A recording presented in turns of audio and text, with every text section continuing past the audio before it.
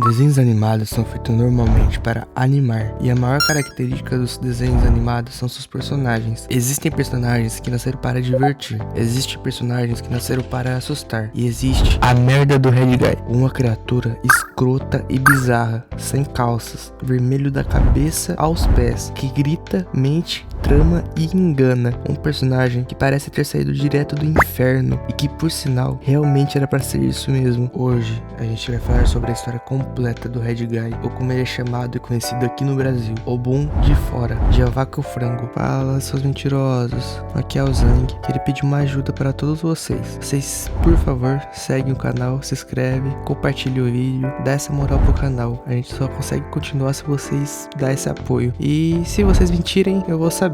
Obrigado. Tá, vamos lá. Vamos entender sua origem, como ele foi criado, qual era a sua verdadeira função no desenho, os episódios mais marcantes e por que até hoje esse maluco sem calças continua tão presente na memória de quem assistia Cartoon Network nos anos 90 ou até 2000. Origem de A Vaca e o Frango. A Vaca e o Frango foi criada por David Freis, animador veterano que trabalhou em produções como A Formiga e o Tamanduá, e vários projetos de Hanna-Barbera, aquele estúdio que fez basicamente tudo nos anos 90. Tom e Jerry, Scooby-Doo, Flintstones, Meninas Superpoderosas e também A Vaca e o Frango. Sim, era tudo pelo mesmo estúdio, né? Incrível. Enfim, até um desenho completamente esquecível do Pac-Man, que particularmente era horrível. Mas uma coisa que não é horrível é o seu like nesse vídeo. Se inscreve aí, paizão. A Vaca e o Frango nasceu em 1995 como um curta, dentro do bloco Watch a Cartoon, do Cartoon Network. O sucesso foi tão grande que rapidamente se transformou em uma série própria em 1997, durando até 1999, com 4 temporadas e mais de 50 episódios, que até eram bem curtinhos até. A fórmula era bem simples, mas absurda. 2 irmãos, uma vaca bobona super ingênua e um frango rabugento e malandro, vivendo aventuras completamente sem sentidos algum, o que o pessoal gosta de chamar de nonsense. E claro, em praticamente todos os episódios aparecia ele, o nosso queridíssimo O Boom de Fora. O Red Guy surgiu logo no curto original e se tornou parte fundamental da identidade da série. Também criado pelo animador David Freis, ele queria um antagonista constante, mas não no estilo clássico, um vilão que quer destruir o herói. A ideia era ser um caos ambulante, alguém que pudesse se encaixar em qualquer situação, sempre atrapalhando e desconstruindo tudo.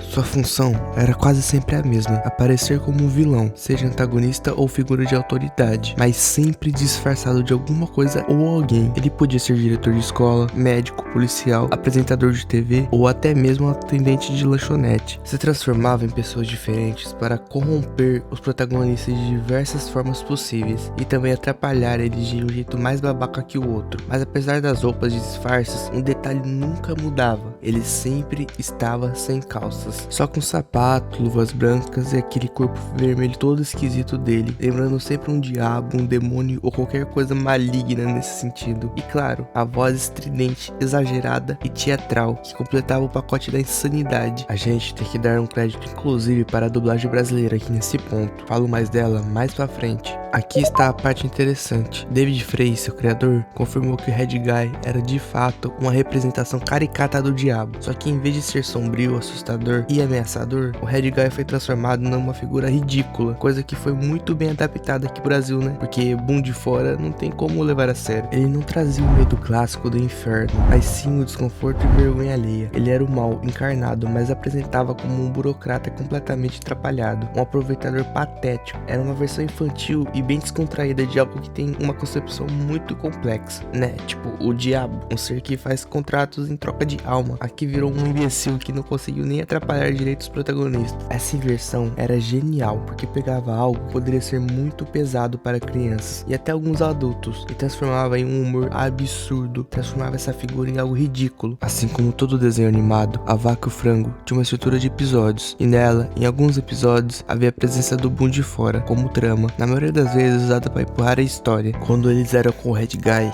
ele costumava funcionar assim: primeiro, bobagem aleatória do dia a dia com a vaca e o frango. Segundo, surge um problema ou autoridade suspeita. Terceiro, essa autoridade quase sempre é o Red Guy disfarçado. Quarto, ele tenta enganar, trapacear ou lucrar em cima da inocência deles. Quinto e último, o plano dá errado de forma ridícula. Era quase como se o Red Guy fosse um elo invisível que mantinha o nonsense do desenho em pé. Na maioria das vezes, ele era a cola que ligava a história, funcionando assim, sem querer, como o ser complexo que ele queria ser, mas óbvio, de forma mais ridícula possível. Dentre os episódios onde o Bull de Fora aparece e move a trama estão: Red Guy aparece como policial que pune o frango por fumar, numa sátira ao moralismo exagerado. Em vários episódios ele assume a identidade de vilão contra a Super Vaca. Aqui ele aparece de forma mais burocrática possível, como autoridade, sempre querendo mostrar sua importância muito séria. Inclusive, eu vou fazer um vídeo sobre esse episódio. Red Guy manipula o frango para se revoltar contra a vaca. Talvez um dos episódios mais lembrados, em que o Red Guy é o dono do restaurante e cria regras absurdas para servir as comidas, sempre com o mesmo padrão. Uma sátira social, um exagero de regras, sempre causando confusão. Nos bastidores, Faze dizia que o Red Guy representava a parte imatura, corrupta e patética dos adultos. Por isso ele sempre aparece tentando aplicar golpes, manipular ou enganar, como se fosse uma caricatura da autoridade que não merece respeito. Esse detalhe merece até uma pausa, porque o Red Guy nunca usava calças. A resposta oficial dada pelos criadores é a mais simples possível, simplesmente porque é engraçado. Mas a verdade é que esse detalhe virou quase um símbolo do personagem. Ele representava a vulnerabilidade, a falta de seriedade, a nudez do ridículo, sempre indo pra esse lado. O diabo clássico assusta, o Bull de Fora envergonha. Ele, visualmente falando, funciona como alguém que produz uma quantidade gigante de vergonha alheia, mas que você não consegue parar de olhar. E esse é o propósito dele, justamente ser isso. E explica muito do humor do desenho. Não era sobre medo representativo, era sobre desconforto. Apesar do nonsense, havia um toque de crítica no personagem. O Red Guy representava figuras de autoridade corrompidas, seja políticos, advogados, empresários, até mesmo médicos e professores. Ele sempre fazia parte de um sistema disfarçado, sempre tentando se aproveitar dos mais fracos. E o mais irônico, ele nunca conseguia, era sempre derrotado pela própria burrice ou a inocência dos protagonistas. Ou seja, o diabo que controla os sistemas, influencia massa de pessoas e ideias, pai da burocracia e da mentira, reduzido a simplesmente um palhaço vermelho sem calças. Se não tem humilhação pior que isso, eu não sei mais o que falar. Na época, a Vaca e o Frango dividiu muitas opiniões. Muitos pais achavam o desenho estranho demais, até inapropriado. Tinha merda de um diabo pelado falando mole. Pegando esse contexto assim, realmente é estranho, mas as crianças adoravam. O Red Guy, em particular, se tornou um ícone cult. Ele sempre era o mais imprevisível, que você nunca sabia o que ia aprontar. Não era como o Tom de Tom e Jerry, que você às vezes torcia pra ele vencer do rato, mas aqui em particular era muito divertido você torcer para o Red Guy se ferrar. Então ele tinha essa essência única dele. Agora, vamos falar alguns fatos curiosos legais do personagem. O Red Guy também aparecia no segmento de Eu Sou o Máximo, outro desenho de David fez, reforçando a ideia de que ele era quase um mascote pessoal do criador, ou uma entidade que poderia existir em vários desenhos e universos. Algumas cenas do Red Guy chegaram a ser censuradas em países mais conservadores, justamente por causa da nudez. Imagina você ver do nada um diabo vermelho com a bunda de fora, e pelo humor considerado inadequado. O personagem é lembrado até hoje como uma das caricaturas mais ousadas da Hanna-Barbera dos anos 90. Aqui no Brasil, ele foi dublado pelo grande Jorge Vasconcelos. Também dublou o Macaco Louco das Meninas Superpoderosas, o Doutor Animal do Ben 10 e até mesmo o Ryuki do Death Note. Em um podcast de dubladores, ele disse que fazer o personagem era apenas diversão dentro do estúdio, que eles sentaram a discutir como iria adaptar o nome Red Guy para o Brasil. Algo como o cara de vermelho não ficaria legal, é muito sem graça. Nisso ele simplesmente nomearam o personagem de O Bull de Fora, justamente pela sua dublagem, que era extravagante, muito marcante. Ele virou um dos melhores personagens do desenho, considerado por uma boa parte dos fãs como o preferido deles. Com o fim de A Vaca e o Frango, O Bull de Fora praticamente desapareceu, mas a sua presença continuou viva na memória coletiva da geração que cresceu nos anos 90 e no início dos 2000. Muitos fãs lembram dele como o melhor personagem do desenho, justamente por ser tão imprevisível, e mais que isso, ele abriu caminho para que a comédia animada aceitasse o bizarro. O Red Guy mostrou que não era preciso apenas vilões assustadores, mas que também era possível rir do ridículo, do grotesco e do desconfortável. Não só isso, mas transformar criaturas e conceitos que podem ser complexos em algo imbecil e fácil de entender. O Red Guy não era apenas o vilão de A Vaca e o Frango, ele era a representação do absurdo, do exagero e da vergonha alheia. Um diabo sem calças, sempre pronto para enganar, mas condenado a ser ridículo. Um personagem que no meio do caos e da comédia virou um símbolo de uma época que os desenhos animados